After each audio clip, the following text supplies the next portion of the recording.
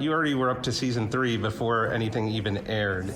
So is there anything that you've noticed based on how audiences reacted to the first season that you've gone back and altered for the second or third seasons? That's a great question. Well, I mean, you know, like because we were already working on season 3 before it aired, we were like, oh shit, I can't say, can I say?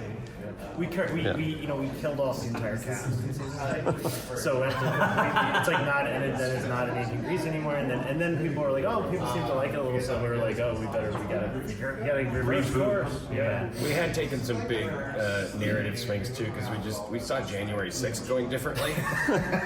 No, and it was a mistake to invest that heavily in the storylines that we thought were going to be way more resonant. Yeah. Then we got. I think what we did learn is that people really love the character of Schlug, and so we try to give Schlug a little bit more of a platform as far as like B-story driving kind of motivation. And also, I mean, it's just with any show, as you're working on it, I found like when I got to come in on Community when I first started working with Dan, and I learned that there's this beautiful thing that happens where once you start to get into a positive feedback loop with the actors, and even aside from audience, like you start to get to know the character, and they're getting to know the character from the writing, and then you as a writer are getting to know the character from the acting, and then there's this, it takes on a life of its own. So yeah, I mean, the characters have just become like realer and more fun to us, and our cast is amazing. Now, do you approach that differently, working on like a live action versus the animated? Well, I think it's the same principle that in terms of like the way that it kind of grows and takes on a life.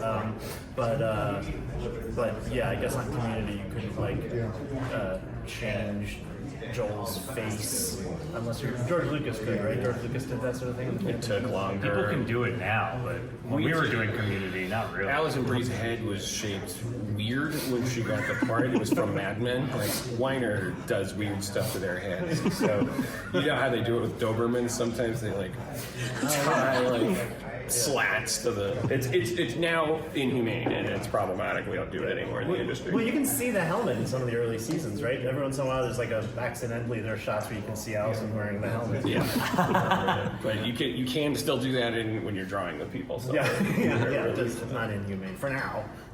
The live action, we have to actually, you gotta be kind of baked by the time the script hits the stage and when we're shooting. But for animation, we're constantly changing up until the last moment.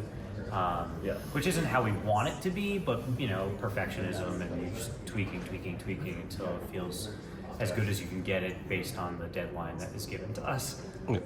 Now, for season 2, can you tease any upcoming guest stars or any new characters that we might see? Can we? Yeah. Oh, are we allowed to give away some guest stars or anything?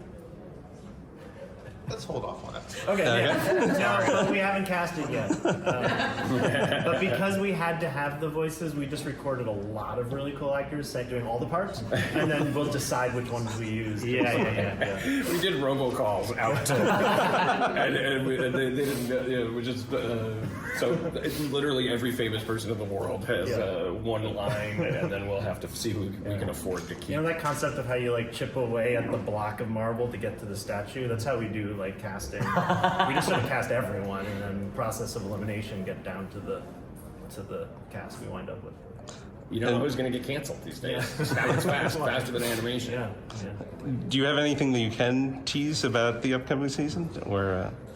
I think so. I mean, we're definitely growing the world in a way, and I think it's fair to say, because we're going to show the clip during the panel, but we are introducing another pantheon of gods, which it leads to some craziness and fun, and I think it just is like a step forward in a direction of this show isn't just contained to Krapopolis and the ancient Greek world. There's a little more.